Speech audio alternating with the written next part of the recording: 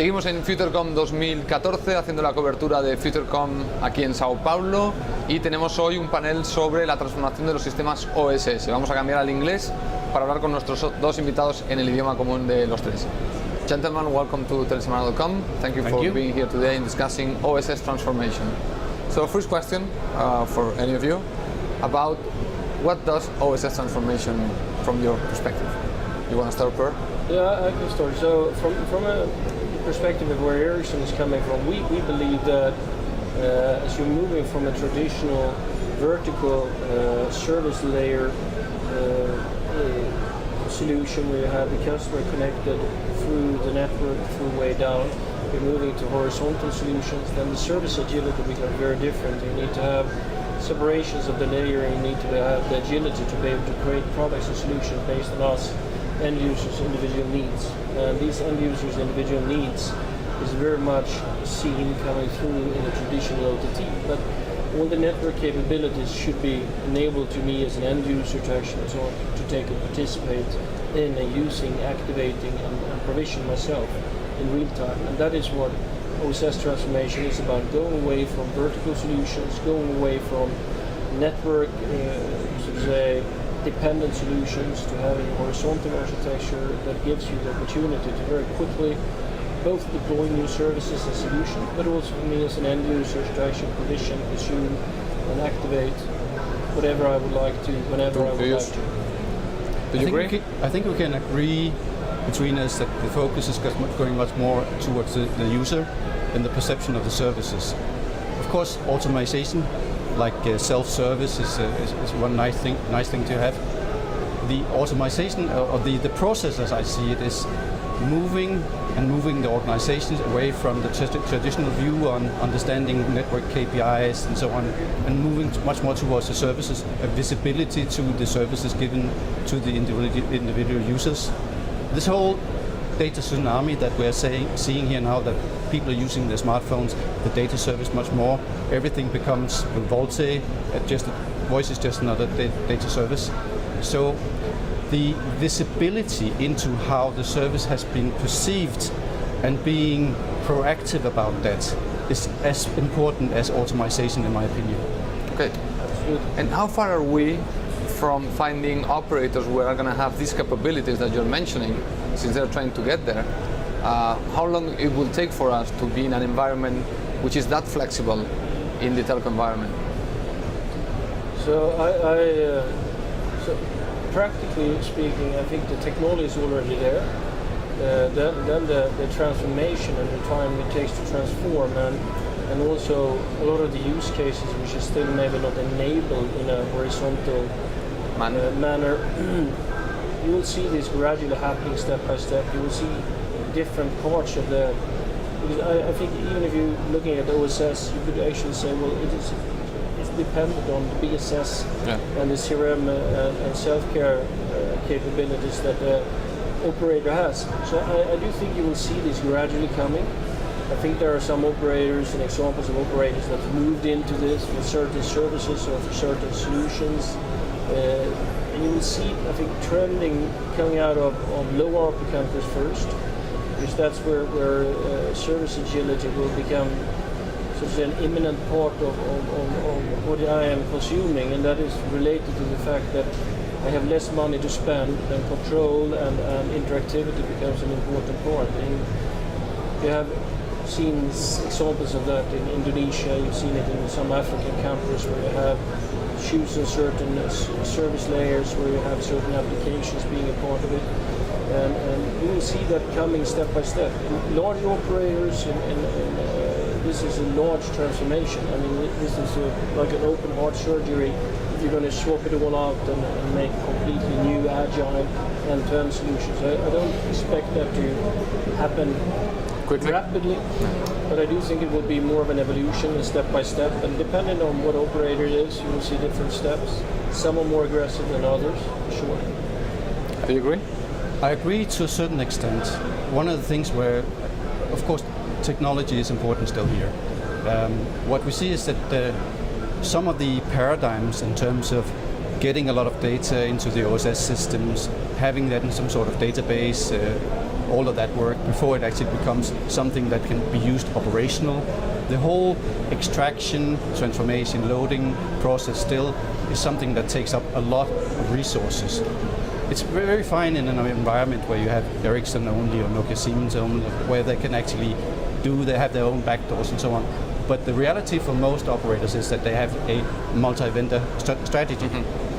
And that has to be taken into account when you look at the OSS strategy.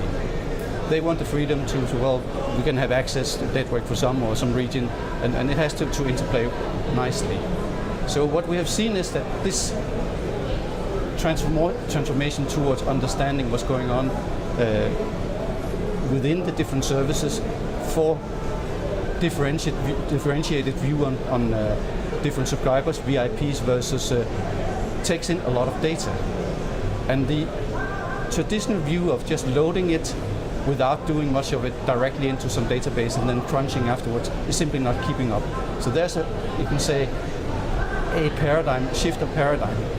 So what we, for example, from our side represent is that this kind of data that you do with the progresses in technologies like FPGA, where you can have hardware acceleration of things, putting intelligence and putting data crunching into the very capture point of it.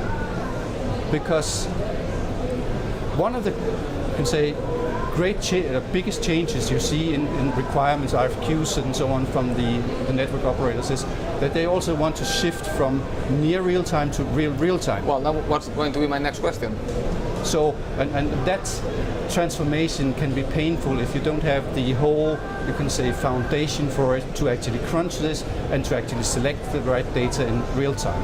So going from 15 minutes to 15 seconds, from near real time to real time, is one of the challenges that needs to be overcome, in my opinion. That was my next question, real time. Is real time something that needs to be incorporated in OSS? In BSS we are seeing that real time is in certain instances necessary, in some instances near real time is necessary.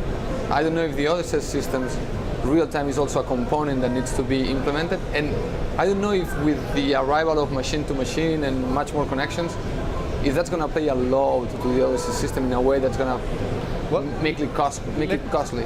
Let me give you an example. If you have, let's say, 15 minutes sampling, and if you're going to make some decision, you normally want more than one sampling to make a decision or something, then you're half an hour. And some of the events, some of the things that happen that would influence your perception of the service would actually be over. A fluke, something like that happens, people congregating somewhere or something happening on the freeway or something like that, you never see it. But the customers will complain about it. So that is one reason why more sampling frequency, the ability to react more real time is actually important. Okay. What do you think on the real time component? So I do think that it's very dependent on the different use cases, and I don't think we can be saying, well, everything needs to happen in 15 seconds or 15 minutes. I do think that one of the challenges is to be able to extract the correct data that you're going to process if you're into the, for example, customer experience assurance and so forth, because then it becomes more important to actually have the right data available, not necessarily process all data, which is one of the things. So data extraction and creating an efficient data extraction layer, and actually only, and people were, a year ago, they were talking that kind of the hottest word was big data. I would rather say fresh data. Real time, everything will become real time ultimately, and it will happen either through that you actually are utilizing this data, but one part of it is using the data that comes out of the nodes, but you also need to actually marry that data with the user. So you have to have the data from the user to be able to really create a transformational solution for the operator. You cannot only be on the network and the network nodes layer, but you actually need to go in and marry that with end user data, behavior, and end user say requirements and demands, and what type of subscriptions you're selling.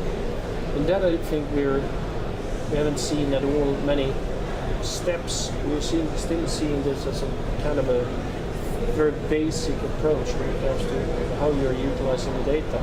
So just to comment on we are on our OSS and BSS system as Ericsson. We are sort of agnostic to whatever hardware underlying nodes you have or what vendor you're using.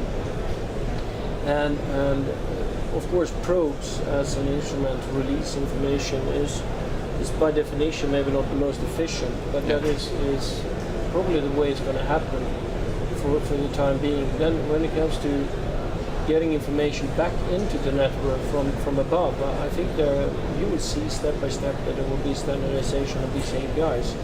I guess there will be less standardization on the outbound than it will be on the inbound for a number of reasons, but that's something we'll see, but it will happen slowly. Okay, and because we are short on time, very quickly, how would you rate or describe the evolution of the OSS systems in Latin America in general? Obviously we will find different scenarios between Brazil and Bolivia or so on, compared to the rest of the world, like in Europe or the US. Is really the region lagging behind those markets, or do you think these guys are catching up fairly quickly? I think you're catching up quite well, actually. And I also know some of your operators where you have like TIM, where you have that also in Italy, they actually look to some of the things going on in this market because they can learn from this. If you look at the European market, it's quite, you can say, locked because, well, churn is expensive, but people, you cannot gain so much. It's very expensive to get new subscribers. So you can experiment a little more, I think, still in South America and do some things. So from that, I think there is a very good dynamics where we can actually learn from each other. Okay. So I would say that if you look from OSS in general, I do think there is a tremendous amount of activity on OSS and BSS in Latin America, and I can clearly see the transformation of the multi-service consumption behavior having implications on what the operators are willing and planning to do with their OSS and BSS environment. So I wouldn't say it's behind. I would say that if you look at Europe, I think it's pretty much looking the same for the last 10, 15 years. But don't you agree there's a lot of creativity, smaller companies in this region that actually contribute? Yeah, well, but that I would agree, absolutely. There's more creativity in this region, but I was more referring to if operators were moving and transforming, and there I think you see far more activity here than you see in Europe.